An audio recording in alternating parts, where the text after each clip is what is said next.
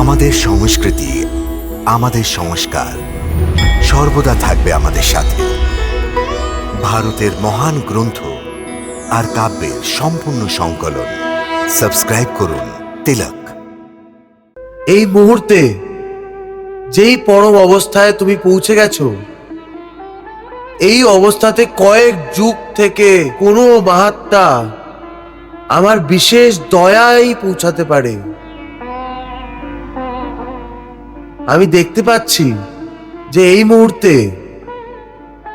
মুহূর্তে তুমি শুধু একটি প্রকাশ পুঞ্জ হয়ে গেছো, যাকে আমি নিজের দিব্য জ্যোতি দিয়ে প্রকাশিত করে দিয়েছি। কোনো লোভ, কোনো কামনা এখন তোমার মধ্যে আর নেই। হে প্রভু, এখন আমি সম্পূর্ণভাবে কামনা থেকে মুক্ত হইনি। কি বলছো অর্জুন? হ্যাঁ ভগবান, আপনি আমার জ্যোতি দিয়ে আমার অন্তর মনকে প্রকাশিত করে দিয়েছেন, কিন্তু আপনার জ্যোতির তেজ আমার সমস্ত কামনাকে ভস্ম করতে পারেনি। এখনো আমার ভেতরে একটি কামনা রয়ে গেছে, যে মরিনি। হে অর্জুন, ওটা এমন কি কামনা যাকে আমার জ্যোতির তেজও ভস্ম করতে পারেনি? আপনার দর্শন। আমার সাক্ষাৎ দর্শন তো তুমি করছো। না ভগবান, আমি আপনার সম্পূর্ণ রূপের দর্শন করতে চাই। আমি আপনার ভিন্ন ভিন্ন গুণের, আপনার ভিন্ন ভিন্ন রূপের ব্যাখ্যা শুনে এসেছি। ভিন্ন ভিন্ন অবতারও আপনার ভিন্ন ভিন্ন রূপ হয়েছে। আমি ওই সব রূপকে, ওই সমস্ত গুণকে একসাথেই একই সময়ে দেখতে চাই। হে সমস্ত বিনোদানের স্বামী, যদি আপনি আমার উপর প্রসন্ন হয়ে থাকেন, তাহলে আমার এই অন্তিম ইচ্ছা পূর্ণ করে দিন। হে পার্থ, আমি তোমাকে সর্বদা নিজের সখা বলেছি।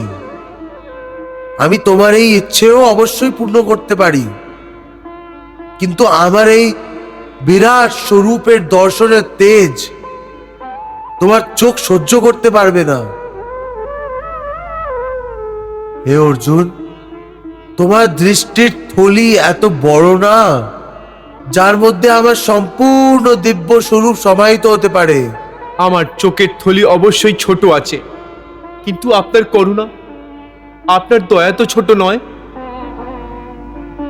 সত্যিকারের দাতা যাচকের ছোট থলি দেখে নিজের দাম কম করে দেয় না। ওইভাবেই হে অপরম্পার, আমাকে ওই নেত্র প্রদান করুন, যার মধ্যে আমি আপনার এই বিরাট রূপের দর্শন করতে পাই। হে অর্জুন, একজন সত্যিকারের ভক্তের মতো আজকে তুমি ভগবানকে পরাজিত করে দিয়েছো। আচ্ছা ঠিক আছে, আমি তোমার ইচ্ছা অবশ্যই পূর্ণ করব। আজকে তোমার জন্যই সমস্ত দেবী দেবতাও আমার এই বিরাট রূপ দেখে সুখী হয়ে যাবে। সবচেয়ে আগে আমি তোমায় ওই নেত্র প্রদান করছি, যে এই বিরাট রূপের দর্শন করতে পারে। Hare Krishna Krishna Krishna